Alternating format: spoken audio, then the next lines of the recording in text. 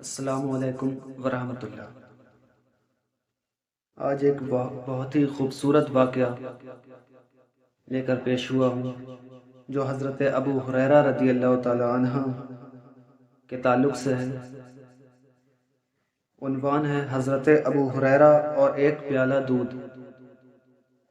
ایک دن حضرت ابو ہریرہ رضی اللہ تعالی عنہ بھوک سے نڈھال ہو کر راستے میں بیٹھ گئے۔ حضرت ابو بکر صدیق رضی اللہ تعالی عنہ سامنے سے گزرے تو انہوں نے قرآن کی ایک آیت کو دریافت کیا۔ مقصد یہ تھا کہ شاید وہ مجھے اپنے گھر لے جا کر کچھ کھلا دیں گے، مگر انہوں نے راستہ چلتے ہوئے آیت بتا دی اور چلے گئے۔ پھر حضرت عمر رضی اللہ تعالی عنہ اس راستے سے نکلے۔ ان سے بھی انہوں نے ایک آیت کا مطلب پوچھا۔ غرض وہی تھی کہ وہ کچھ کھلا دیں گے، مگر وہ بھی آیت کا مطلب بتا کر چل دیے۔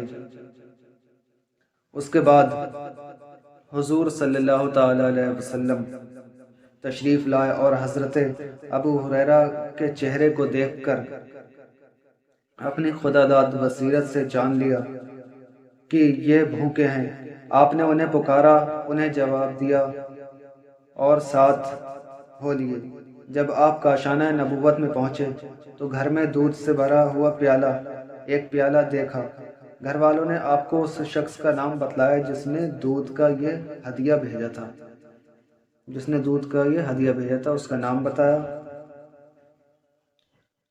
آپ نے حضرت ابو ہریرہ رضی اللہ تعالی عنہ کو حکم دیا، یعنی حضور پرنور صلی اللہ تعالی علیہ وسلم نے حضرت ابو ہریرہ کو حکم دیا کہ جاؤ اصحاب صفہ کے تمام صحابہ کرام کو بلا لاؤ۔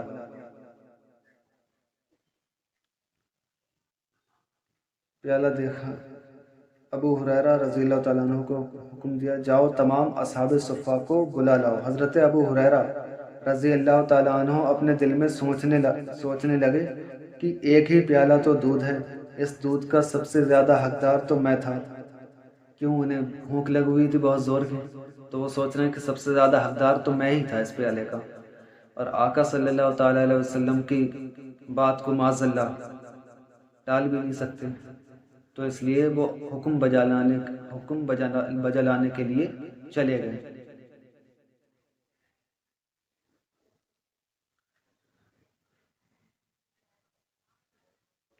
تو حقدار تو میں تھا، اگر مجھے مل جاتا تو مجھ کو بھوک کی تکلیف سے کچھ راحت مل جاتی۔ اب دیکھیے اصحاب صفہ کے آ جانے کے بعد بھلا اس میں سے کچھ ملتا بھی ہے یا نہیں۔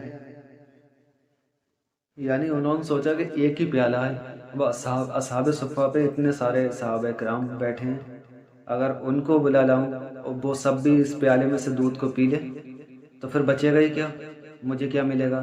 ان کے دل میں یہ خیال آ رہا تھا، اور اس کے بعد وہ ان کے دل میں یہی خیال چکر لگا رہے تھے، مگر اللہ و رسول کی اطاعت سے کوئی چارہ نہ تھا، لہٰذا وہ اصحاب صفہ کو بلا کر لے گئے۔ یہ سب لوگ اپنی اپنی جگہ ایک قطار میں بیٹھ گئے۔ پھر آپ نے حضرت ابو ہریرہ رضی اللہ تعالی عنہ کو حکم دیا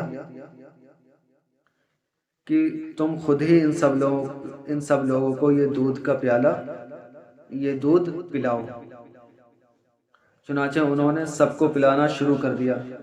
جب سب کے سب شکم سیر پی کر سیراب ہو گئے تو حضور اکرم صلی اللہ تعالی علیہ وسلم نے اپنے دست رحمت میں یہ پیالہ لے لیا اور حضرت ابو ہریرہ رضی اللہ تعالیٰ عنہ کی طرف دیکھ کر مسکرائے اور فرمایا کہ اب صرف ہم اور تم باقی رہ گئے ہیں، آؤ بیٹھو اور تم پینا شروع کر دو۔ انہوں نے بھر پیٹ دودھ پی کر پیالہ رکھنا چاہا تو آپ نے فرمایا کہ اور پیو۔ چنانچہ انہوں نے پھر پیا، لیکن آپ بار بار فرماتے رہے کہ اور پیو، یہاں تک کہ حضرت ابو ہریرہ رضی اللہ عنہ نے عرض کی، یا رسول اللہ صلی اللہ تعالی علیہ وسلم، مجھے اس ذات